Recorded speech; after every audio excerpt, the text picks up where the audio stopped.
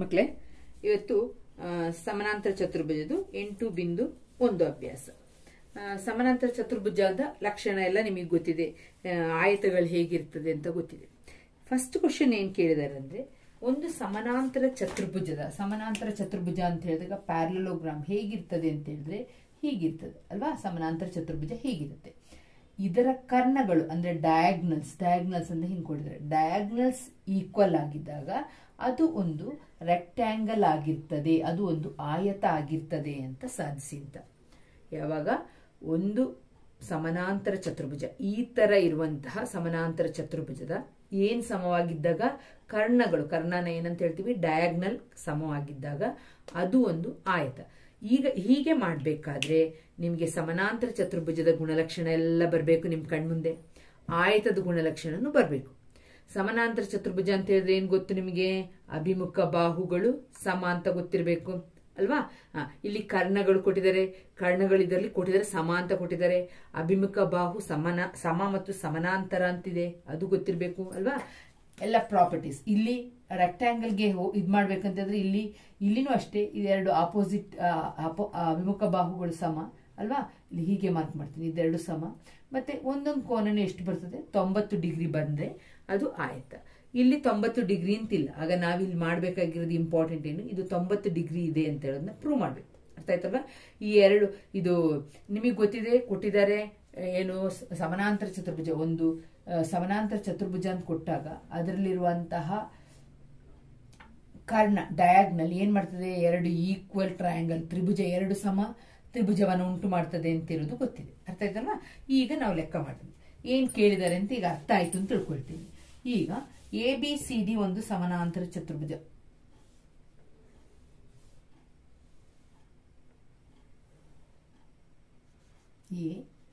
ABCD ಅಲ್ವಾ, ಸಮಾನಾಂತರ ಚತುರ್ಭುಜ. ಏನ್ ಕೊಟ್ಟಿದ್ರೆ, ಕರ್ಣಗಳು ಪರಸ್ಪರ ಕರ್ಣಗಳು ಸಮ ಅಂತ ಕೊಟ್ಟಿದ್ದಾರೆ ಅಲ್ವಾ.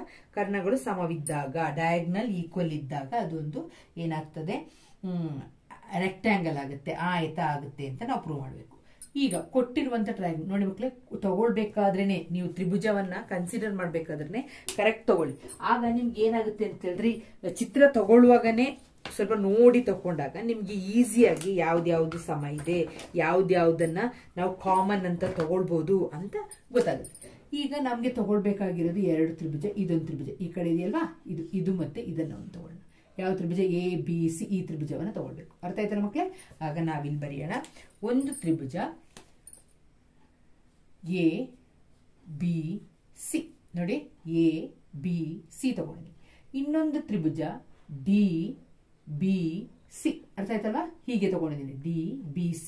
ತ್ರಿಭುಜ ABC ಮತ್ತು ತ್ರಿಭುಜ DBC ನೋಡಿ ಮಕ್ಕಳು, ನಾ ಬೇಕು ಅಂತ ತಗೊಂಡಿದ್ದೀನಿ. ಇಲ್ಲಿ ನೋಡಿದ ತಕ್ಷಣ ನಿಮ್ಗೆ ಗೊತ್ತಾಯ್ತು BC ಅಂತ 2 ಸಲ ಬರ್ತೀನಿ. ಆಗ ನೀವೇನ್ ಬರೀತೀರಾ, BC ಈಕ್ವಲ್ ಟು BC. ಎರಡು ತ್ರಿಭುಜಕ್ಕೂ BC ಏನಾಗಿದೆ, ಸಾಮಾನ್ಯ, ಕಾಮನ್ ಆಗಿದೆ. ಏನಂತ ಬರೀತೀರಾ, ಸಾಮಾನ್ಯ. ಅರ್ಥ ಆಯ್ತಲ್ಲ ಮಕ್ಕಳೇ, ಇದನ್ನ ಕಾಮನ್ ಅಂತ ಬರೀತೀರಾ. ನೆಕ್ಸ್ಟ್, ಸಮಾನಾಂತರ ಚತುರ್ಭುಜದ ಗುಣಲಕ್ಷಣ ಏನ್ ಗೊತ್ತು ನಿಮಗೆ, ಆಪೋಸಿಟ್ ಸೈಡ್ಸ್ ಅಭಿಮುಖ ಬಾಹುಗಳು ಸಮ ಅಂತ ಗೊತ್ತು. ಆಗ ನೀವೇನ್ ಬರೀತೀರಾ, ಈ ತ್ರಿಭುಜದ ABC, ಈ ತ್ರಿಭುಜ ತಗೊಂಡಿದ್ರಲ್ಲ ಅದರಲ್ಲಿ AB, okay, AB equal to ಇನ್ನೊಂದು ತ್ರಿಭುಜ DBC ಅಂತ ತಗೊಂಡಿದ್ರಲ್ಲ ಅದರಲ್ಲಿ ಯಾವ್ದು ತಗೊಳ್ತೀರಾ, DC. ಏನಂತ ಬರೀತೀರಾ, ಅದು ಕೊಟ್ಟಿರುವಂತದ್ದು. ಯಾಕೆಂತ ಹೇಳಿದ್ರೆ ಆಪೋಸಿಟ್ ಸೈಡ್ಸ್ ಅಭಿಮುಖ ಬಾಹುಗಳು ಅಂತ ಬರೀ. ಅಭಿಮುಖ ಬಾಹು ಯಾವ್ದ್ರದ್ದು, ಸಮಾನಾಂತರ ಚತುರ್ಭುಜದ್ದು. ಸಮಾನಾಂತರ ಚತುರ್ಭುಜ ಪ್ಯಾರಲೋಗ್ರಾಮ್ ಅಂತ ಬರೀ, ಚತುರ್ಭುಜದ್ದು ಅಭಿಮುಖ ಬಾಹು. ಅರ್ಥ ಆಯ್ತಲ್ವಾ. ಇನ್ನೇನ್ ಸಮ ಅಂತ ಕೊಟ್ಟಿದ್ದಾರೆ, ನಮಗೆ ಗೊತ್ತಿರುವಂಗೆ ಅವ್ರು ಕೊಟ್ಟಿರುವಂತದ್ದು ಕರ್ಣಗಳು ಸಮ ಅಂತ ಪ್ರಶ್ನೆಯಲ್ಲೇ ಕೊಟ್ಬಿಟ್ಟಿದ್ದಾರೆ. ಕರ್ಣ ಯಾವುದು, ಎರಡು ತ್ರಿಭುಜಕ್ಕೂ ABC. ಆಗ ಕರ್ಣ ಯಾವ್ದಿಲ್ಲಿ, AC. ಆಗ ಇಲ್ಲಿ AC ಈಕ್ವಲ್ ಟು ಇದು ನಾನೇನಂತ ಬರಿತೀನಿ, DB ಅಂತ ಬರಿತೀನಿ. ಅರ್ಥ ಆಯ್ತಲ್ಲ. ಇದೇನಿದು ಕೊಟ್ಟಿರುವಂತದ್ದು, ಗಿವನ್ ಅಂತ ಬರೀರಿ, ಕನ್ನಡದಲ್ಲಿ ದತ್ತ ಅಂತ ಬರೀತೀರಿ. ಈಗ ಈ ಎರಡು ತ್ರಿಭುಜ ಏನಾಯ್ತು ಮಕ್ಕಳೇ, ಸಮ ಆಯ್ತು. ತ್ರಿಭುಜ ABC ಸರ್ವಸಮ ತ್ರಿಭುಜ DBC ಯಾವ ಇದರ ಪ್ರಕಾರ, ಇದು ಬಾಹು ಬಾಹು ಬಾಹು ಸಿದ್ಧಾಂತದ ಪ್ರಕಾರ SSS ಪಾಸ್ಲೇಟ್ ಅಲ್ವಾ, ಸಾರಿ SSS ಕಾನ್ಗ್ರುಯೆನ್ಸಿ ರೂಲ್ ಪ್ರಕಾರ ಇದು ಎರಡು ತ್ರಿಭುಜಗಳೇನಾಗಿದೆ, ಎರಡು ಟ್ರಯಾಂಗಲ್ ಏನಾಗಿದೆ, ಸರ್ವಸಮ ಕಾನ್ಗ್ರುಯೆಂಟ್ ಆಗಿದೆ. ಅರ್ಥ ಆಯ್ತಲ್ಲ ಮಕ್ಕಳೇ? ಆಗ ನೋಡಿ ಈ ತ್ರಿಭುಜ ABC ತ್ರಿಭುಜ, ಆಗ ಎಲ್ಲ ಆಂಗಲ್ಸ್ ಈಕ್ವಲ್ ಆಗಿರ್ತದ. ಆಗ ಕೋನ B ಈಕ್ವಲ್ ಟು ಕೋನ C ಅಂತ ಬರೀತೀನಿ, ಬೈ CPCT ಅಂತ ಬರೀರಿ, ಅಥವಾ CPCT ಅಂತ ಬರೀರಿ, ಅಥವಾ ಸಮಾಂತರ ಸರ್ವಸಮ ತ್ರಿಭುಜದ ಅನುರೂಪ ಕೋನಗಳು ಅಂತ ಬೇಕಾದ್ರೂ ಬರೀಬಹುದು. ಏನು ಸರ್ವಸಮ, ಎರಡು ಸರ್ವಸಮ ತ್ರಿಭುಜ ಅದರ ಅನುರೂಪ ಕೋನಗಳು ಅಂತ ಬರೀತೀವಿ. ಈಗ ಕೋನ B ಈಕ್ವಲ್ ಟು ಕೋನ C, ನನ್ಗೇನ್ ಬೇಕೀಗ 90 ಡಿಗ್ರಿ ಅಂತ ನಾನು ಸಾಧಿಸ್ಬೇಕು. ಇಲ್ಲಿ ನಾನು ಬರ್ತೀನಿ ಕೋನ B ಈಕ್ವಲ್ ಟು ಕೋನ C. ಈ ತ್ರಿಭುಜ, ಈಗ ಇದನ್ನ ಮರ್ತಾಗ ಈ ತ್ರಿಭುಜ ಅಂತ ತಕೊಂಡಾಗ ಆಗ ಇದು ಕೋನ ಆಗುತ್ತೆ. ನೆಕ್ಸ್ಟ್ ಇದನ್ನ ಮರ್ತ್ರೆ ಈ ತ್ರಿಭುಜ ತಕೊಂಡಾಗ ನಮ್ಗೆ ಇದೊಂದು ಕೋನ ಆಗುತ್ತೆ ಅಲ್ವಾ ಮಕ್ಕಳೇ? ಹಾಗೆ ತಗೊಂಡಿರೋದು. ಈಗ ನಾನು ಕೋನ B ಈಕ್ವಲ್ ಟು ಕೋನ C. ಈಗ ನೋಡಿ ಇದೊಂದು ನಿಮ್ಗೆ ಗೊತ್ತಿದೆ, ಸಮಾನಾಂತರ ಚತುರ್ಭುಜ ಅಂತ ಹೇಳಿದ್ರೆ ಅಭಿಮುಖ ಬಾಹುಗಳು ಏನಾಗಿದೆ, ಸಮಾನಾಂತರವಾಗಿದೆ. ಪ್ಯಾರಲಲ್ ಲೈನ್ಸ್, ಪ್ಯಾರಲಲ್ ಲೈನ್ಸ್ ಅಂತ ಹೇಳಿದ್ರೆ ಈ BC ಅಂತ ಹೇಳೋದು ಒಂದು ಲೈನ್ ಆದ್ರೆ ಇದನ್ನ ಛೇದಕ ರೇಖೆ ಟ್ರಾನ್ಸ್ವರ್ಸಲ್ ಅಂತ ಹೇಳ್ತಾರೆ. ಅರ್ಥ ಆಯ್ತಲ್ವಾ? ಈಗ ಇದೆರಡು ಕೋನಗಳ ಮೊತ್ತ ಎಷ್ಟಿರ್ತದೆ? Sum of interior angles 180 degree ಇರ್ತದೆ ಅಲ್ವಾ? ಸಮಾನಾಂತರ ರೇಖೆಗಳ ನಡುವೆ ಒಂದು ಛೇದಕವನ್ನ ಹೇಳಿದಾಗ ಈ ಎರಡು ಒಳಕೋನಗಳ ಮೊತ್ತ 180 degree, sum of interior angles. So angle B plus angle C equal to ಎಷ್ಟು ಅಂತ ಬರೀತೀನಿ? 180 ಡಿಗ್ರಿ ಅಂತ ಬರೀತೀನಿ. ಯಾಕೆ ಅಂತ ಹೇಳಿದ್ರೆ AB ಸಮಾನಾಂತರ ಯಾವುದು? C. AB ಮತ್ತೆ CD ಸಮಾನಾಂತರ ಆಗಿದೆ. ಯಾವುದು ಛೇದಕ ರೇಖೆ? BC ಛೇದಕ ರೇಖೆ. ಆ ರೀತಿ ತಗೊಂಡಾಗ BC ಟ್ರಾನ್ಸ್ವರ್ಸಲ್ ಅಂತ ತಗೊಂಡಾಗ ಇದನ್ನ ಬರಿತೀನಿ. ಈಗ ಆಂಗಲ್ B ಮತ್ತೆ ಆಂಗಲ್ C ನಾನು ಈಕ್ವಲ್ ಅಂತ ಬರೆದ್ಬಿಟ್ಟಿದ್ದೀನಿ. ಆಗ ನಾನು ಅದನ್ನ ಏನಂತ ತಗೊಳ್ಳಿ? ಆಂಗಲ್ ಬಿಗೆ ಆಂಗಲ್ ಸಿಗೆ ಒಂದು ವ್ಯಾಲ್ಯೂ ಕೊಟ್ಕೊಳ್ಳೋಣ, ಎಕ್ಸ್ ಅಂತ ಕೊಟ್ಕೊಳ್ಳೋಣ ಈಸಿ ಆಗ್ಲಿಕ್ಕೋಸ್ಕರ. ಸೊ ಎಕ್ಸ್ ಪ್ಲಸ್ ಎಕ್ಸ್ ಅಂತ ಹೇಳಿದ್ರೆ 2x is equal to 180. X is equal to 180 divided by 2 ಎಷ್ಟು ಬಂತು? 90 ಡಿಗ್ರಿ ಬಂತು. ಆಗ angle B equal to angle C equal to ಎಷ್ಟು ಡಿಗ್ರಿ ಬಂತು ಮಕ್ಕಳೇ? 90 ಡಿಗ್ರಿ ಬಂತು. ಈಗ ಎಲ್ಲವೂ 90 ಡಿಗ್ರಿ ಬರ್ಬೇಕು ತಾನೆ? ಇದನ್ನ ಅಳಿಸ್ತೀನಿ ನೋಡಿ. ಎಲ್ಲವೂ 90 ಡಿಗ್ರಿ ಬಂದಿರ್ತಾನೆ, ಅದು ಆಯ್ತ ಆಗೋದು ಅಲ್ವಾ? ಈಗ ಬಿ ಅಂತ ಹೇಳಿದ್ರೆ ಇದು ಆಂಗಲ್ ಬಿ ಈಕ್ವಲ್ ಟು, ನಮಗೆ ಗೊತ್ತಿದೆ ಪ್ಯಾರಲೋಗ್ರಾಮ್ ಅಲ್ಲಿ ಆಪೋಸಿಟ್ ಆಂಗಲ್ ಅಭಿಮುಖ ಕೋನಗಳು ಸಮ ಅಲ್ವಾ? ಬಿ ಮತ್ತೆ ಡಿ ಸಮ. ಸೊ ಬಿ 90 ಆದ್ರೆ ಡಿನು ಎಷ್ಟಾಯ್ತು? 90 ಡಿಗ್ರಿ ಆಯ್ತು. ನೆಕ್ಸ್ಟ್ ಇಲ್ಲಿ ಸಿ ಅಂತ ಬರ್ತೀನಿ. ಸಿಗೆ ಯಾವುದು ಆಪೋಸಿಟ್ ಅಭಿಮುಖ ಕೋನ? ಎ. ಕೋನ ಎ ಅದು ಎಷ್ಟಾಯ್ತು? 90 ಡಿಗ್ರಿ ಆಯ್ತು. ಆಗ ಎ 90 ಆಯ್ತು, ಬಿ 90 ಆಯ್ತು, ಸಿ 90 ಆಯ್ತು, ಡಿ 90 ಆಯ್ತು, ಎಲ್ಲವೂ 90 ಡಿಗ್ರಿ. ಆದ್ದರಿಂದ ಎ ಬಿ ಸಿ ಡಿ ಒಂದು ಆಯತ, ಎ ಬಿ ಸಿ ಡಿ ಒಂದು ರೆಕ್ಟ್ಯಾಂಗಲ್ ಪ್ರೂವ್ಡ್. ಅರ್ಥ ಆಯ್ತಲ್ಲ ಮಕ್ಕಳೇ? ಈಸಿ ಇದೆಯಲ್ವಾ? ಏನಿಲ್ಲ ನೋಡಿ, ಇದನ್ನೇ ಬೇರೆ ತರ ಬೇಕಾದ್ರೂ ಸಾಧಿಸಬಹುದು. ನೀವು ಬೇರೆ ಇದನ್ನ ತಗೊಂಡು ಬೇಕಾದ್ರೂ ಮಾಡಬಹುದು. ನೀವು ಅಯ್ಯೋ ಈ ತರ ಹೇಳ್ಕೊಟ್ರು ಆ ತರ ಹೇಳ್ಕೊಟ್ರು, ಯಾವ ತರ ಆದ್ರೂ ಕರೆಕ್ಟ್ ಬರಬೇಕು. ಅದ್ರದ್ದು ಸಾಧಿಸುವ ಹಿಂದಿನ ಇದು ಮೆಥಡ್ ಇದೆಯಲ್ವಾ, ಅದು ಮಾತ್ರ ಕರೆಕ್ಟ್ ಆಗಿರ್ಬೇಕು ಅಂತ ಅಷ್ಟೇ ಮಕ್ಕಳು. ಓಕೆ ಮಕ್ಕಳೇ, ಎರಡನೇ ಪ್ರಶ್ನೆ ಏನ್ ಕೇಳಿದ್ದಾರೆ? ಒಂದು ವರ್ಗದ ಕರ್ಣಗಳು ಪರಸ್ಪರ ಸಮ. ಅಲ್ಲಿ ಮೊದಲನೇದಲ್ಲಿ ಸಮಾನಾಂತರ ಚತುರ್ಭುಜದ ಕರ್ಣ, ಇಲ್ಲಿ ಕರ್ಣಗಳು ಪರಸ್ಪರ ಸಮ ಮತ್ತು ಲಂಬವಾಗಿ ಕೊಟ್ಟಿದ್ದಲ್ಲ, ಪರಸ್ಪರ ಸಮ ಮತ್ತು ಲಂಬವಾಗಿ ಅರ್ಧಿಸುತ್ತದೆ ಎಂದು ತೋರಿಸಿ ಅಂತ ಕೊಟ್ಟಿದ್ದಾರೆ. ಕರ್ಣಗಳು ಯಾವುದು? ಈಗ ಹೆಸರು ಕೊಟ್ಕೊಳ್ಳೋಣ. A B C D. ಕರ್ಣದ ಹೆಸರೇನು? ಒಂದು ಎ ಸಿ, ಇನ್ನೊಂದು ಬಿ ಡಿ. ಇದೆರಡು ಕರ್ಣಗಳು ಪರಸ್ಪರ ಸಮ ಅಂತ ಸಾಧಿಸ್ಬೇಕಂತೆ. ಫಸ್ಟ್ ನೋಡ್ಕೊಳ್ಳಿ ಏನೆಲ್ಲ ಸಾಧಿಸಕ್ಕೆ ಕೇಳಿದ್ದಾರೆ ಅಂತ. ಫಸ್ಟ್ ಕೇಳಿರೋದವರು ಕರ್ಣಗಳು ಸಮ ಅಂತ ಸಾಧಿಸಿ. ಕರ್ಣ ಯಾವುದು? ಎ ಸಿ ಸಮ ಬಿ ಡಿ ಅಂತ ಸಾಧಿಸಿ ಅಂತ ಫಸ್ಟ್ ಕೇಳಿದ್ದಾರೆ.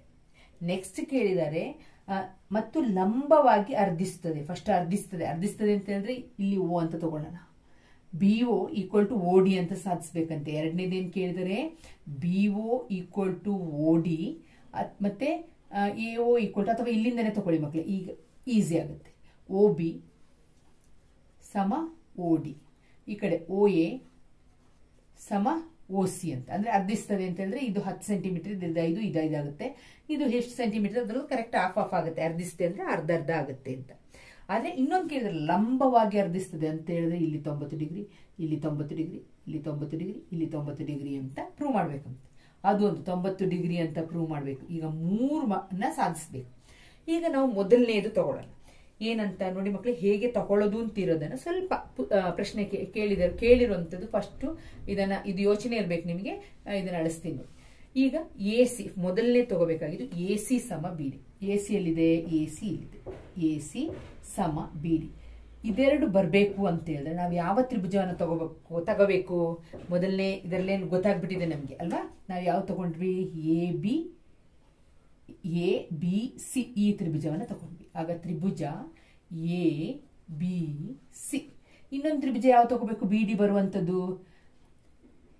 BD ಬರೋದು ಇಲ್ಲಿ ಬರ್ತಾ ಇದೆಯಲ್ವಾ ಕೋನ. ಆಗ ಇನ್ನೊಂದು ತ್ರಿಭುಜ ಯಾವುದು? ಮತ್ತು ತ್ರಿಭುಜ DBC. ನನ್ನ ಜೊತೆಗೆ ಯಾಕೆ BC ಬರುವಂಗೆ ತಗೊಂಡಿದ್ದೀನಿ ನೋಡಿ, ABC ಅಂತ ತಗೊಂಡಿದ್ದೀನಿ. ಆಗ BC ಒಂದ್ಸಲ ಬಂತು. ಪುನಃ DBC ಅಂತ ತಗೊಳ್ತೀನಿ. ಆಗ DBC. ನಿಮ್ಗೆ ಏನು ಈಸಿ ಆಗುತ್ತೆ ಅಂತ ಹೇಳಿದ್ರೆ ಹೇಳಲಿಕ್ಕೆ ಈಸಿ ಆಗುತ್ತೆ. ಏನು? BC ಎರಡು ಸಲ ಬಂದಿದೆ ಅಂದ್ರೆ ಈ BC ಸಾಮಾನ್ಯ ಅಂತ ಆಯ್ತು.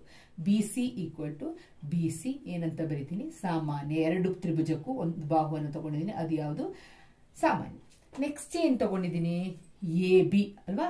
AB equal to CD. ಯಾಕೆ? ನಮ್ಗೆ ಗೊತ್ತಿದೆ ಚೌಕ ABCD ಒಂದು ಏನಾಗಿದೆ?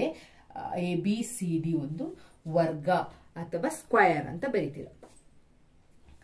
ವರ್ಗ ಅಂತ ಹೇಳಿದ ತಕ್ಷಣ ನಮ್ಗೆ ಗೊತ್ತು opposite sides. Square opposite sides. Opposite ಅಲ್ಲ, ಎಲ್ಲಾ ಸೈಡು ಈಕ್ವಲ್ ಅಲ್ವಾ? ಆಗ AB ಈಕ್ವಲ್ ಟು ನಮ್ಗೆ ಇಲ್ಲಿ ಕೊಟ್ಟಿರೋದು AB ಮತ್ತೆ CD. So AB equal to CD ಅಂತ ಬರಿತೀನಿ. ಅರ್ಥ ಆಯ್ತಲ್ವಾ? ಇನ್ನೇನು ನಿಮಗೆ ಗೊತ್ತಿದೆ? ಕೋನ B ಈಕ್ವಲ್ ಟು ಕೋನ C ಈಕ್ವಲ್ ಟು 90 ಡಿಗ್ರಿ ಅಲ್ವಾ? ABCD ವರ್ಗ ಅಂತ ಹೇಳಿದ್ಮೇಲೆ ನಾವು ಅದರದ್ದು ಗುಣಲಕ್ಷಣ ಏನು? ಎಲ್ಲಾ ಬಾಹುಗಳು ಸಮ ಮತ್ತೆ ಎಲ್ಲಾ ಕೋನಗಳು ಎಷ್ಟೆಷ್ಟು ಡಿಗ್ರಿ? 90 ಡಿಗ್ರಿ. ಆಗ ನಾನು ಕೋನ B ಈಕ್ವಲ್ ಟು ಕೋನ C ಅಂತ ಬರೆದ್ರೆ 90 ಡಿಗ್ರಿ. ಈಗ ಯಾವ ಆಧಾರದ ಮೇಲೆ ಕೋನ ಒಂದು ತಗೊಂಡಿದ್ದೀನಿ? ಇದೊಂದು ಬಾಹು, ಇದೊಂದು ಬಾಹು. ಆಗ SAS ಬಾಹು ಕೋನ ಬಾಹು. ಈ ಆಧಾರದ ಮೇಲೆ ತ್ರಿಭುಜ ABC ಸರ್ವಸಮ ಕಾನ್ಗ್ರುಯೆಂಟ್ ತ್ರಿಭುಜ DBC ಅಂತ ಇದನ್ನ ಪ್ರೂವ್ ಮಾಡಾಯ್ತು. ನಮ್ಗೆ ಪ್ರೂವ್ ಮಾಡಬೇಕಾಗಿದ್ದೇನು? AC equal to BD. ಎರಡು ತ್ರಿಭುಜ ಸರ್ವಸಮ ಅಂತೆ. ಆಗ AC ಈಕ್ವಲ್ ಟು BD ತಾನೆ. ಆದ್ದರಿಂದ AC ಈಕ್ವಲ್ ಟು BD ಏನಂತ ಬರೀತೀರಾ?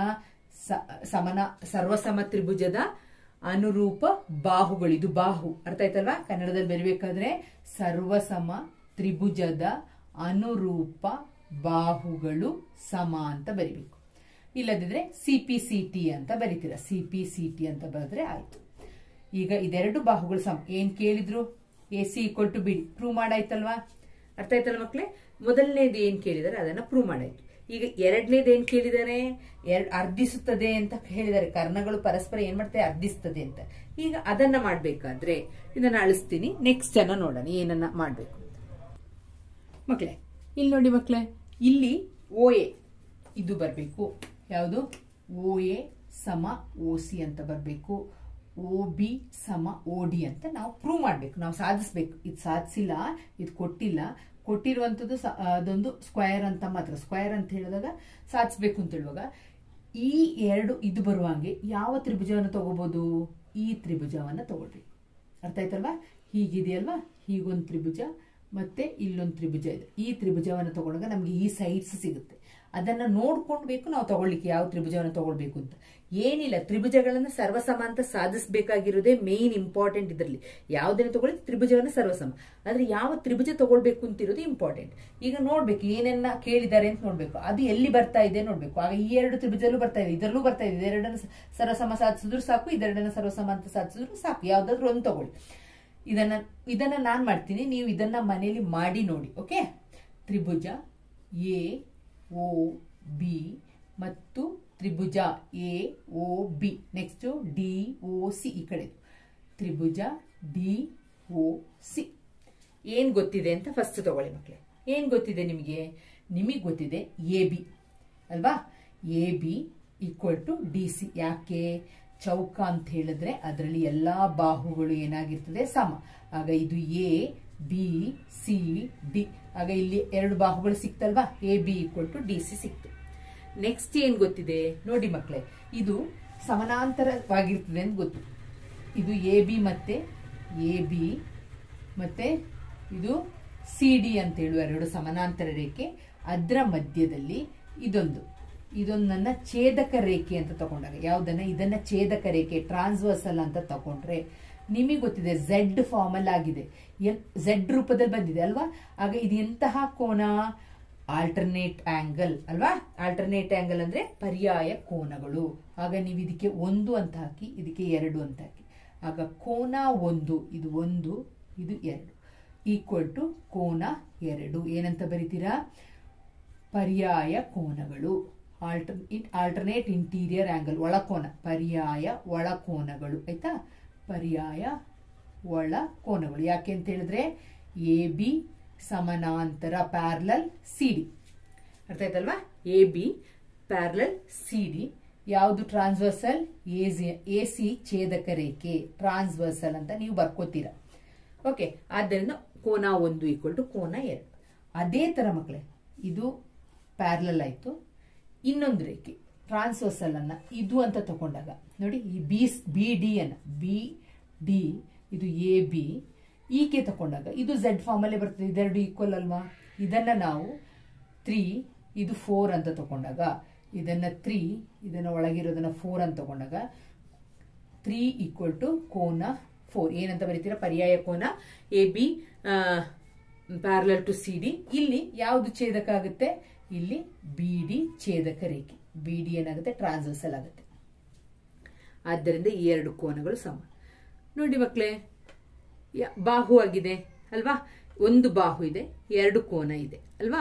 ಆಗ ನಾವೇನಂತ ತಗೊಳ್ತೀವಿ, ಜೊತೆಗೆ ಬರುವಂಥದ್ದು ಕೋನ ಬಾಹು ಕೋನ.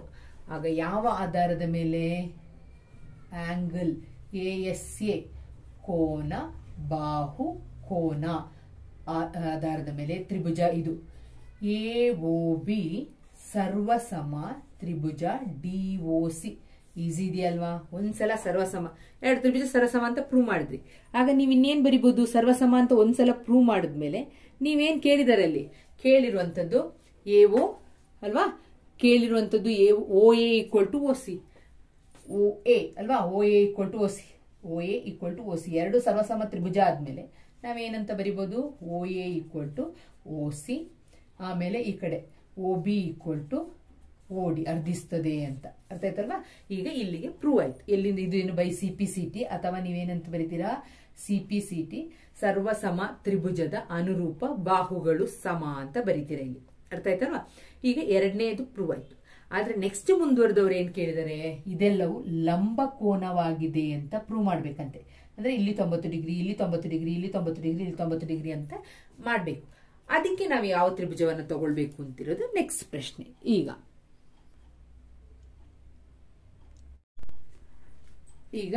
90 ಡಿಗ್ರಿ ಅಂತ ಮಾಡಬೇಕು. 90 ಡಿಗ್ರಿ ಅಂತ ಮಾಡಬೇಕಾದ್ರೆ ಇದು 90 ಡಿಗ್ರಿ, ಇದು 90 ಡಿಗ್ರಿ ಅಂತ ಮಾಡಬೇಕಾದ್ರೆ ನಾವು ಒಂದೇ ಬದಿ ತಗೊಳ್ಬೇಕು ಮಕ್ಕಳೇ, ಅರ್ಥ ಆಯ್ತಲ್ವಾ. ಆಗ ಸರಳ ರೇಖೆ ಅಂತ ಬರ್ತದೆ. ಆಗ ನಾವು ಇದನ್ನ ಕೂಡಿಸಿದಾಗ 90 ಡಿಗ್ರಿ ಅಂತ ಪ್ರೂವ್ ಮಾಡಿ 180. ಈಗ ನಾವು 2 ತ್ರಿಭುಜ ಒಂದೇ ಕಡೆ ಇರೋದು, ಈ ಮೇಲೆದ್ ಬೇಕಾದ್ರೆ ತಗೋಬಹುದು, ಈ ಕಡೆ ಕೆಳಗೆದ್ ಬೇಕಾದ್ರೆ ತಗೋಬಹುದು, ಇದನ್ನ ಬೇಕಾದ್ರೆ ತಗೋಬಹುದು. ಇದನ್ನ ಓ ಅಂತ ತಗೊಂಡಾಗ ಎ ಬಿ ಓ ತ್ರಿಭುಜ, ಎ ಬಿ ಓ ತ್ರಿಭುಜ ಎ ಬಿ ಓ ಇದನ್ನ ತಗೊಂಡಿನಿ, ಎ ಬಿ ಓ ತ್ರಿಭುಜ. ನೆಕ್ಸ್ಟ್ ತ್ರಿಭುಜ ಎ ಓ ಡಿ ತ್ರಿಭುಜ, ತ್ರಿಭುಜ ಎ ಓ ಡಿ ಅಲ್ವಾ. ಏನ್ ಗೊತ್ತಿದೆ ನಿಮಗೆ, ಎರಡಕ್ಕೂ ಇದಕ್ಕೆ ತಗೊಂಡಿದ್ರೆ ಈಸಿ ಆಗ್ತಿತ್ತಲ್ವಾ. ಎ ಓ ಬಿ ತ್ರಿಭುಜ, ಇನ್ನೊಂದು ಎ ಓ ಡಿ ತ್ರಿಭುಜ ಅಂತ ತಗೊಳ್ಳೋಣ, ಹಾಗೆ ಬರ್ಕೊಳ್ಳೋಣ. ಆಗ ನಿಮ್ಗೆ ಈಸಿ ಆಗುತ್ತೆ. ಎ ಓ ಡಿ, ಯಾಕೆ ಎ ಓ ಡಿ ತ್ರಿಭುಜ, ಇನ್ನೊಂದು A O D sorry A O B ಈ ಕಡೆ, ಆ ಕಡೆ ಎ ಓ ಡಿ. ಆಗ ಯಾವುದು ಕಾಮನ್ ಎರಡಕ್ಕೂ, A O equal to A O ಏನಂತ ಬರಿತೀರಾ, ಸಾಮಾನ್ಯ. 2 ತ್ರಿಭುಜಕ್ಕೂ ಎ ಓ ಅನ್ನ ಹೇಳ್ತೀನಿ, ಎ ಓ ಡಿ, ಬಿ ಈ ಕಡೆ, ಎ ಓ ಡಿ ಆಚೆ. ಆಗ ನಾನು A O equal to A O ಸಾಮಾನ್ಯ ಅಂತ ಬರಿತೀನಿ. ನೆಕ್ಸ್ಟ್ ಏನ್ ಗೊತ್ತಿದೆ ನಿಮಗೆ, ಎಲ್ಲಾ ಬಾಹುಗಳು ಏನಾಗಿದೆ, ಸಮ ಇದೆ. ಆದ್ದರಿಂದ ಎ ಬಿ ಈಕ್ವಲ್ ಟು ಏನಂತ ಬರಿತೀನಿ, ಎ ಡಿ. ಯಾಕೆ ಅಂತ ಹೇಳಿದ್ರೆ ಎ ಬಿ ಸಿ ಡಿ ಒಂದು ವರ್ಗ, ಸ್ಕ್ವಯರ್ ಅಲ್ವಾ. ಎ ಬಿ ಸಿ ಡಿ ಒಂದು ಸ್ಕ್ವಯರ್ ಆಗಿರೋದ್ರಿಂದ A B equal to AD ಅಂತ ಆಗಿದೆ. ನೆಕ್ಸ್ಟ್ ನಮ್ಗೆ ಗೊತ್ತಿದೆ ಯಾವುದು, BO ಈಕ್ವಲ್ ಟು OD ಅಂತ ನಿಮಗೆ ಆಲ್ರೆಡಿ ಗೊತ್ತಿದೆ ಅಲ್ವಾ. BO ಈಕ್ವಲ್ ಟು ಮೊದಲೇ ಪ್ರೂವ್ ಮಾಡಿದ್ದೀರಾ, BO ಈಕ್ವಲ್ ಟು OD ಏನು ಅದು ಸಾಧಿಸಿದೆ.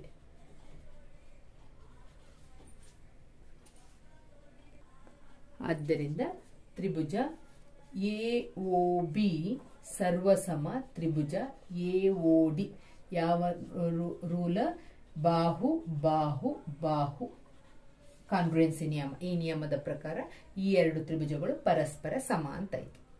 ಪರಸ್ಪರ ಸಮ ಅಂತ ಹೇಳಿದ ತಕ್ಷಣ ಕೋನ 1 ಈಕ್ವಲ್ ಟು ಕೋನ 2 ಆಗುತ್ತೆ ತಾನೆ. ಕೋನ 1 ಈಕ್ವಲ್ ಟು ಕೋನ 2 ಎಲ್ಲಿಂದ, ಬೈ CPCT ಅಥವಾ ಸರ್ವಸಮ ತ್ರಿಭುಜದ ಅನುರೂಪ ಕೋನಗಳು. ಬೈ CPCT ಅಥವಾ ಸರ್ವಸಮ ತ್ರಿಭುಜದ ಅನುರೂಪ ಕೋನಗಳು ಅಂತ ಬರೀತೀರ. ಈಗ ನಾನು ಇದೆರಡನ್ನ ಕೋನ 1 ಪ್ಲಸ್ ಕೋನ 2 ಈಕ್ವಲ್ ಟು 180 ಡಿಗ್ರಿ ಅಂತ ಬರೀತೀನಿ.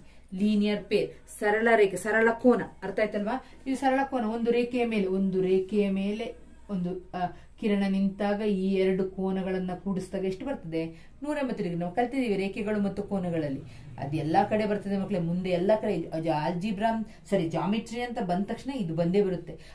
ಆ ಪಾಠ ರೇಖೆಗಳು ಮತ್ತು ಕೋನಗಳು ತುಂಬಾ ಇಂಪಾರ್ಟೆಂಟ್ ಮಕ್ಕಳೇ. ಅದನ್ನ ಸಣ್ಣ ಕಲ್ತ್ಕೊಳ್ಳಿ, ಅದನ್ನ ರಿವೈಸ್ ಮಾಡ್ಕೊಳ್ಳಿ. ಅದು ಎಲ್ಲಿ ಹೋದ್ರೂ ಅದು ಬರುತ್ತೆ. ಕೋನಗಳು ಬರ್ತದೆ, ಪರ್ಯಾಯ ಕೋನ ಬರ್ತದೆ, ಅನುರೂಪ ಕೋನ ಬರ್ತದೆ. ಎಲ್ಲಿ ಕಲ್ತಿದ್ದೀರಾ, ಅದು 7th ಅಲ್ಲೇ ಕಲ್ತಿದ್ದೀರಾ. ಈಗ 9th ಅಲ್ಲೂ ಕಲ್ತಿದ್ದೀರಾ, ಅದು 7th ಅಲ್ಲೇ ಇದೆ ಬೇಸಿಕ್. ಆಗ ಅಲ್ಲಿ ಕಲಿಯೋದವರು ಈಗ ಅಟ್ಲೀಸ್ಟ್ ಈಗಲಾದ್ರೂ ಕಲಿಬೇಕು, 9th ಅಲ್ಲಿ ಕಲಿಬೇಕು. ಯಾಕಂದ್ರೆ ಪಬ್ಲಿಕ್ ಎಕ್ಸಾಮ್ಗೆ ಇದೆಲ್ಲ ಬೇಕು. ಪಬ್ಲಿಕ್ ಎಕ್ಸಾಮ್ ಅಲ್ಲ, ಫೈನಲ್ ಎಕ್ಸಾಮ್ 80 ಮಾರ್ಕ್ಸ್ ಇರ್ತದೆ, ಸೊ ಬೇಕಾಗುತ್ತೆ. ಸೊ ಏನಂತ ಬರೀತೀರಾ, ಇದು ಲೀನಿಯರ್ ಪೇರ್ ಅಂತ ಬರೀತೀರಾ, ಸರಳ ಕೋನ. ಈಗ ಇದೆರಡು ಸಮ ಅಂತಿರೋದ್ರಿಂದ ನಾವು ಇದನ್ನು ಎಕ್ಸ್ ಅಂತ ತಗೊಳ್ಳೋಣ. So X plus X is equal to 180, 2x is equal to 180, X is equal to 180/2 ಎಷ್ಟಾಯ್ತು, 90 ಡಿಗ್ರಿ ಆಯ್ತು ಅಲ್ಲ ಮಕ್ಕಳೇ. 90 ಡಿಗ್ರಿ ಆಯ್ತು. ಎಕ್ಸ್ ಇಸ್ ಈಕ್ವಲ್ ಟು ಎಷ್ಟಾಯ್ತು, 90 ಡಿಗ್ರಿ. ಹೇಗೆ ಬಂತು ಅಂತ ನಿಮಗೆ ಗೊತ್ತಾಯ್ತಲ್ಲ. ಇದೆರಡನ್ನ ಕೂಡಿಸಿದಾಗ ಇದು ಸಹ 90 ಡಿಗ್ರಿ ಆಯ್ತು, ಇದು ಸಹ 90 ಡಿಗ್ರಿ ಆಯ್ತು. ಈಗ ನೋಡಿ, ಪುನಃ ನಾನು ಎಲ್ಲಿ ಹೋಗ್ತಿದ್ದೀನಿ, ರೇಖೆಗಳು ಮತ್ತು ಕೋನಗಳಿಗೆ ಹೋಗ್ತಾ ಇದ್ದೀನಿ. ಇಲ್ಲಿ ಈ ರೀತಿ ಇಂಟು ಮಾರ್ಕ್ ಬಂದ್ರೆ ಈ ಕೋನ 90 ಡಿಗ್ರಿ, ಇದು 90 ಡಿಗ್ರಿ. ಇದಕ್ಕೆ ಅಭಿಮುಖ ಕೋನ ಯಾವುದು ಅಲ್ವಾ, ಶೃಂಗಾಭಿಮುಖ ಕೋನ 90 ಡಿಗ್ರಿ. ಇದಕ್ಕೆ ಶೃಂಗಾಭಿಮುಖ ಕೋನ ಯಾವುದು, 90 ಡಿಗ್ರಿ ಅಲ್ವಾ. ಆಗ ನಾವು ಇದನ್ನ 1, 2, 3, 4 ಆಗ ನಾವಿಲ್ಲಿ ಬರಿತೀವಿ. ಅರ್ಥ ಆಯ್ತಲ್ಲ ಮಕ್ಕಳೇ, ಇಲ್ಲಿ ಬರಿತೀನಿ ನೋಡಿ. ಕೋನ 1 ಇದು ಕೋನ 1 ಈಕ್ವಲ್ ಟು ಕೋನ 3 ಈಕ್ವಲ್ ಟು 90 ಡಿಗ್ರಿ. ಎಂತಹ ಕೋನ, ವರ್ಟಿಕಲಿ ಅಪೋಸಿಟ್ ಆಂಗಲ್, ಶೃಂಗಾಭಿಮುಖ ಕೋನಗಳು ಅಂತ ಬರಿಬೇಕು. ಅರ್ಥ ಆಯ್ತಲ್ವಾ. ಮತ್ತೆ ಕೋನ 2 ಈಕ್ವಲ್ ಟು ಕೋನ 4 equal to 90 degree, vertically opposite angle ಅಥವಾ ಶೃಂಗಾಭಿಮುಖ ಕೋನ. ಅರ್ಥ ಆಯ್ತಲ್ವಾ, ಶೃಂಗಾಭಿಮುಖ ಕೋನ. ಆಗ ಎಲ್ಲವೂ ಏನಾಯ್ತು, 90 ಡಿಗ್ರಿ ಬಂತು. ಏನ್ ಪ್ರಶ್ನೆ ಕೇಳಿದಾರೋ ಅದನ್ನ ನಾವು ಸಾಧಿಸಿದೀವಿ ಮಕ್ಕಳು. ತುಂಬಾ ಈಸಿ ಇದೆ, ಸ್ವಲ್ಪ ನೋಡ್ಕೊಳ್ಳಿ. ಯಾಕೆಂತಂದ್ರೆ ಏನಿಲ್ಲ, ಎರಡು ತ್ರಿಭುಜ ತಗೊಳ್ಳೋದು, ಯಾವ್ದಾವ್ದನ್ನ ಸರ್ವಸಮ, ಒಂದು 2 ತ್ರಿಭುಜ ತಗೊಂಡು ಅದು ಎರಡನ್ನ ಸರ್ವಸಮ ಅಂತ ಸಾಧಿಸ್ಬಿಟ್ರೆ ಮತ್ತೆ ನೀವು ಈಸಿಯಾಗಿ ಮಾಡ್ಕೋಬಹುದು. ಸ್ವಲ್ಪ ಯೋಚನೆ ಮಾಡುವಂಥದ್ದು ಮಾತ್ರ ಇರೋದು. ಅದಕ್ಕೆ ನಿಮಗೆ ಬೇಕಾಗಿರೋದು ನೀವು ಹಿಂದೆ ಕಲ್ತಿರುವಂಥದ್ದು. ಅದಕ್ಕೆ ಅವ್ರು ಹಾಗೆ ಕೊಟ್ಟಿರೋದು, ಫಸ್ಟ್ ಈ ಲೆಸನ್ ಕಲಿಬೇಕು, ಮತ್ತೆ ಆ ನೆಕ್ಸ್ಟ್ ಲೆಸನ್ ಅಂತ. ಆ ಲೆಸನ್ ಪರ್ಫೆಕ್ಟ್ ಆಗಿದ್ರೆ ನಾವು ಹೇಳುವಾಗನೇ ಸರಳ ಕೋನ, ಲೀನಿಯರ್ ಪೇರ್ ಅಂತ ಹೇಳುವಾಗ ನಿಮ್ ಕಣ್ಣು ಮುಂದೆ ಅದು ಬರ್ತದೆ. ಒಂದು ಸರಳ ರೇಖೆ, ಅದ್ರ ಮೇಲೊಂದು ಕಿರಣ ಬಂದಾಗ ಆ 2 ಕೋನಗಳನ್ನ ಸರಳ ಕೋನ ಅಂತ ಹೇಳ್ತೀವಿ ಅಂತಿರೋದು ನಿಮ್ಗೆ ಕಣ್ಣು ಮುಂದೆ ಬರ್ಬೇಕು ಮಕ್ಳೆ. ಕಣ್ಣು ಮುಂದೆ ಬಂದ್ರೆ ತುಂಬಾ ಈಸಿ. ಸೊ ಏನು ಕಲಿಯೋದವರು ಟೈಮ್ ಮಿಂಚಿಲ್ಲ, ಕಾಲ ಮಿಂಚಿಲ್ಲ. ಪುನಃ ಒಂದ್ಸಲ ಹೋಗಿ ಸರಳ ಕೋನ ಪಾಠವನ್ನು ಚೆನ್ನಾಗಿ ಕಲ್ತ್ಕೊಂಡು ಈ ಕಡೆಗೆ ಬನ್ನಿ. ಓಕೆ.